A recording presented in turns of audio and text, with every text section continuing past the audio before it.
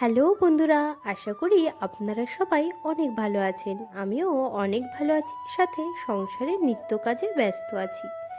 আজকে হলো 25শে ডিসেম্বর। তো আজকেই আমি আমার ফার্স্ট ব্লগটা আপনাদের সাথে শেয়ার করছি। আসলে অনেক দিন ধরেই ভাবছিলাম যে একটা ব্লগ চ্যানেল ওপেন করব, কিন্তু কিছুতেই সময়ের অভাবে হয়ে উঠছিল না। আর আজকে যেহেতু 25শে ডিসেম্বর, আর তারপরেও একটা নতুন বছর আমরা শুরু করতে চলেছি, তো ভাবলাম আজকে শুরু করেই ফেলি।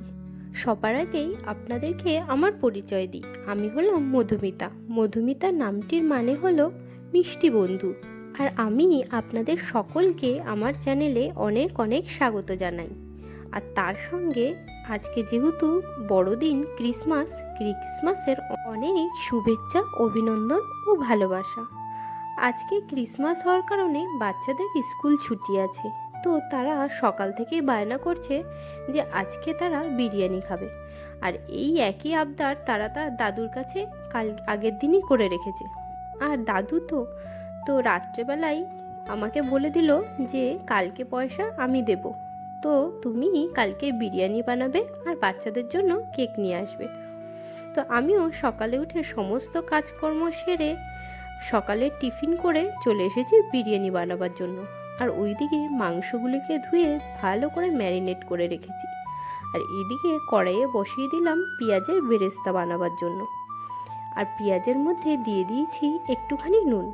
ও আপনাদেরকে তো বলাই হলো না, মাংসটা ম্যারিনেট করবার জন্য আমি দিয়েছি নুন, হলুদ, জিরের গুঁড়ো, ধনের গুঁড়ো, লঙ্কার গুঁড়ো, আর পেঁয়াজ, আদা, রসুন বাটা।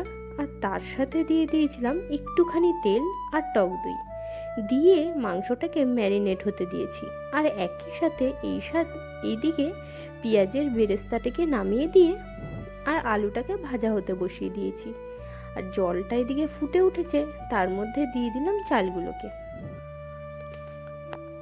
যতবারই বিরিয়ানি বানাই আমার বাড়িতে, সকালবেলায় আমার বাচ্চারা খাবে, দুপুরবেলা খাবে, আবার সন্ধ্যাবেলায় খাবে, আবার ওই একই বিরিয়ানি রাত্রেবেলাও খাবে। সুতরাং আমাকে একটু বেশি পরিমাণেই করতে হয়। আমার পরিবারে 5 জন, 2 জন বাচ্চা, আমার হাজবেন্ড আর আমি, আর আমার শ্বশুরমশাই। তো শ্বশুরমশাই যেহেতু প্যারালাইজড রুগী, ওনার ডান হাত আর ডান পাটা একদমই কাজ করে না, তো ওনাকে আমার সমস্ত কিছুই করে দিতে হয়। 5 জনের জন্য আমি এখানে নিয়েছি 1 কেজি চিকেনের সাথে 1 কেজি চাল। ওই যে বললাম আমার বাচ্চারা সকালে, দুপুরে, সন্ধ্যাবেলায় আবার রাত্রে খাবে। আজকে যেহেতু সকালের টিফিনটা করা হয়ে গেছে, তো সকালে তো আর খেতে পারেনি। তো এখন বারে বারে এসে তাদের একটাই প্রশ্ন যে কতক্ষণে হবে বিরিয়ানি, তারা খাবে। তো যাই হোক, তাদেরকে বারে বারে বলছি বিরিয়ানি তো হতে একটু সময় লাগবে। এদিকে বিরিয়ানির ভাতটা হয়ে গেছে, এবার এই চিকেনটাকে গলতে দেওয়ার পালা। আলুটাকেও ভেজে তুলে নিয়েছি, পেঁয়াজের বেরেস্তাও ভেজে তুলে নিয়েছি। এইদিকে দেখুন ভাত নামিয়ে ফেলেছি, এদিকে পুদিনা পাতা, ধনে পাতা, ওগুলো সব যখন আমরা বিরিয়ানির লেয়ার বানাবো তখন ব্যবহার করব।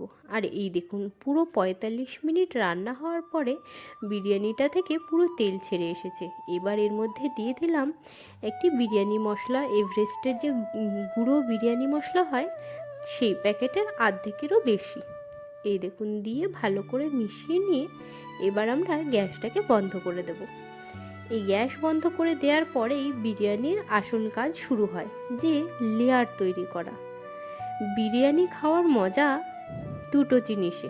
এক হচ্ছে চিকেন বা মটন, যে জিনিস দিয়ে বিরিয়ানি করেন না কেন, চিকেন আর মটনকে খুব ভালোভাবে গলতে হবে। আর চাল অর্থাৎ ভাতগুলো একদম ঝুরঝুরে হতে হবে, আর গোটা গোটা থাকতে হবে। একদম ভেঙে গেলে ভাত বিরিয়ানি খেতে কিন্তু একটুও ভালো লাগে না। আর এই দিকে দেখুন, প্রথমেই এই যে পাত্রটা নিয়েছি তার নিচে কিছুটা ঝোল দিয়ে ভালোভাবে গায়ে লাগিয়ে নিলাম। এইভাবে যদি লাগিয়ে নিই তাহলে বিরিয়ানিটা একটু নিচে লাগবে না। আর বিরিয়ানি করবার জন্য এই ধরনের মোটা ভারী পাত্র যদি হয় দম দেওয়ার জন্য, তাহলে এমনি বিরিয়ানি নিচের দিকে লেগে যায় না। অনেকে আবার নিচের দিকে বেশ খানিকটা তেজপাতাও ব্যবহার করে, তো সেটাতেও খুবই ভালো হয় বিরিয়ানি, আর নিচটায় লাগে না। বিরিয়ানির যদি তলায় লেগে যায় তাহলে কিন্তু বিরিয়ানির স্বাদ অনেকখানি কমে যায়। আর কথা বলতে বলতে এই দেখুন লেয়ার তৈরি করা প্রায় শেষ হয়ে গেল। আর এর উপরে আরেকটি লেয়ার ভাতে দিয়ে দিতে হবে। এই দেখুন চিকেন দিয়ে দিয়েছি, এবার এর উপরে আরেকটি লেয়ার ভাত দিয়ে দেব। এই দেখুন এইভাবে শেষ লেয়ারটা আমরা কমপ্লিট করলাম। এবার এর উপরে বেঁচে থাকা সমস্ত ধনেপাতা, একটু আদা কুচি আর একটুখানি কাঁচা লঙ্কা কয়েকটা দেব, আর উপর থেকে একটুখানি বিরিয়ানির মশলাকেও ছড়িয়ে দিয়ে দিলাম। আর এবার যতটুকু চিকেন ছিল আরেকটু চিকেন দিয়ে আরেকটি লেয়ার এর উপরে করে দেব, কারণ বেশ কিছুটা জায়গা এখনো আছে আর ভাতও বেশ অনেকখানি। এই দেখুন দিয়ে আবার দিয়ে দিলাম ভাত দিয়ে। এবারই হলো শেষ লেয়ার। এই দেখুন আর এদিকে বাচ্চারা চলে এসে বারবার জিজ্ঞাসা করছে, মা আর কতক্ষণ লাগবে হতে, কখন খেতে দেবে? আর আসলে আজকে রান্না হতেও অনেকখানি দেরি হয়ে গেছে, এখন 1:30টা বেজে গেছে। সাধারণত ছুটির দিনে ওরা 1টা নাগাদ ভাত খেয়ে নেয়। আজকে যেহেতু বিরিয়ানি বানানোর আর সকালবেলা যেহেতু টিফিনও করা হয়েছে, সুতরাং রান্না করতে একটু দেরি হয়ে গেল। আর এই দেখুন উপর থেকে ধনেপাতা, পুদিনা পাতা, পেঁয়াজের বেরেস্তা, একটু কেওড়া জল দিয়ে ভালোভাবে এটাকে সিল করে দেব। বিরিয়ানি যতক্ষণ না ভালোভাবে সিল করে দম দেবেন ততক্ষণ কিন্তু এর স্বাদটা ঠিক আসে না। যত ভালো বিরিয়ানি দম দেওয়া হবে তত ভালোই বিরিয়ানির স্বাদ হবে। এই দিকে দেখুন কড়াইটার মধ্যে এখনও কিছুটা মাংস রয়েছে, আর এদিকে ডেচকির মধ্যে বেশ খানিকটা ভাত বেঁচে গেছে। তো প্রত্যেকবারই যখন বানাই এরকম একটু একটু করে বেঁচে গেলে আমি কড়াইয়ের মধ্যেই ভাপ করে দিই। এই দেখুন এর মধ্যে ভাপে বসিয়ে দিয়েছি। প্রথমে 10 মিনিট হাই ফ্লেমে, তারপরে 15 মিনিট হচ্ছে লো ফ্লেমে, আর তারপরে আবার বন্ধ করেই ওই বন্ধ অবস্থাতেই 15 মিনিট রেখে দেওয়ার পরেই তৈরি হয়ে যায় বিরিয়ানি। আর এই দেখুন আপনাদেরকে খুলে দেখাচ্ছি, বিরিয়ানিগুলো একদম ঝরঝরে হয়েছে। আপনাদেরকে এক্ষুনি সার্ভ করে দেখাচ্ছি। আসলে বাচ্চারা প্রচণ্ড তাড়াহুড়ো করছে, বারে বারে এসে খালি জিজ্ঞাসা করছে কতক্ষণে হবে আর তারা খাবে। আর এদিকে বিরিয়ানি দম হতে হতে আমি আমার শ্বশুরমশাইকে চানও করিয়ে দিয়ে এসেছি। আর বাচ্চারা আর শ্বশুরমশাই সবাই নিচে বসে বসে কার্টুন দেখছে। তো তারা আজকে ডিসাইড করেছে নিচেই খাবে টিভি দেখতে দেখতে। তো খাবারটা নিয়ে চলে যেতে হবে নিচে। আপনাদেরকে তো বলাই হলো না যে আমার পরিবারে কে কে আছে। তো আমার পরিবারে আমার হাজবেন্ড, আমি, আমাদের 2টি বাচ্চা আর আমার শ্বশুরমশাই, আমরা এই 5 জন। আর এই দেখুন সমস্ত খাবারকে 2টো থালাতে বেড়ে নিয়েছি।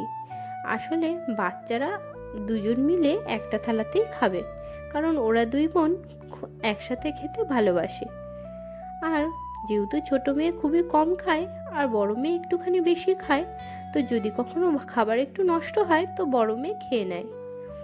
আর এইদিকে আপনাদেরকে দেখিয়ে দিচ্ছি চিকেনটা কতখানি সফট হয়েছে, আলুটাও ভালোভাবেই গলেছে। এই দেখুন এবার খাবারটা নিয়ে নিচে চলে যাব, গিয়ে শ্বশুরমশাইকে খাইয়ে দেব। উনি তো প্যারালাইজড রুগী, ডান হাত ওনার একদমই কাজ করে না, তো ওনাকে আমি দুপুরের খাবার আর রাত্রের খাবারটা খাইয়েই দিই। আর এদিকে ওনাদেরকে খাইয়ে দিয়ে এসে এবার বসে পড়েছি নিজে খেতে। আজকে মেলা দেরি হয়ে গেছে, বেজে গেছে পুরো 3টে খেতে বসতে বসতে। আর খিদেও আজকে প্রচণ্ড পেয়েছে। বিরিয়ানিটার স্বাদ এত সুন্দর হয়েছে, শ্বশুরমশাই বলছিল যে খুবই ভালো হয়েছে, আর আজকে উনি একটু বেশিই খেয়ে ফেলেছেন। বিরিয়ানিগুলো দেখলে আপনারাও বুঝতে পারবেন যে কতখানি ঝুরঝুরে হয়েছে আর সুন্দর হয়েছে। আর এদিকে সন্ধ্যা হয়ে গেছে, বাচ্চা দুটোকে নিয়ে গেছিলাম একটু কেক কিনতে, আর এই 2টো কেক কিনে নিয়ে এসেছি। আসলে প্রথমে গোল কেকটা কিনেছিলাম, তো ওই কেকটা কেনার পরে আবার রাস্তায় আস্তে আস্তে বাচ্চা এই কেকটা দেখে কিনতে চাইলো। তো যাই হোক ওই কেকটাও কিনে নিয়েছি। আজকে ক্রিসমাসের দিন বলে কথা, কেক খাবে আর না করলে হয়। এই দেখুন 2টো কেক কিনে নিয়ে চলে এসেছি। আর হাজবেন্ডও অফিস থেকে চলে এসেছে, উনি খুলে দিল আর এদিকে এই হচ্ছে আমার বড় মেয়ে, ও এসে বলল যে বাবা কেকটা আমি কাটি দাও। তো নাও উনি কাটা শুরু করে দিয়েছে, পারুক বা না পারুক ওকেই কাটতে হবে। আর এদিকে পাশেই রয়েছে আমার ছোট মেয়ে, ও এসে বলছে যে আমাকে দে, আমি কাটতে পারি। তো বড় মেয়ে বলছে না, আমি তোকে কেটে দেব। ব্যাস শুরু হয়ে গেল ওনাদের দুজনের খাওয়া। ওরা খুবই খুশি হয়েছে, কারণ নিজেরা পছন্দ করে কেক কিনেছে আজকে। আর তারপরে কেকটা ছিলও অনেক ভালো। যাই হোক, লম্বা কেকটা খাওয়ার পরে এবার ওদের চোখ পড়েছে এই গোল কেকটার দিকে। এবার গোল কেকটা খাবে। এই দেখুন, এতখানি কেক কি আর খাওয়া যায়? এতখানি কেক এখন বেঁচে গেছে। আর এদিকে যেটুকু বিরিয়ানি বেঁচেছিল গরম হওয়ার গরম করেই মামাম বাটিতে করে নিচে নিয়ে গেছে। সে ওখানে বসে বসে কার্টুন দেখবে আর বিরিয়ানি খাবে। আর এইটা পারছি আমার হাজবেন্ডের জন্য।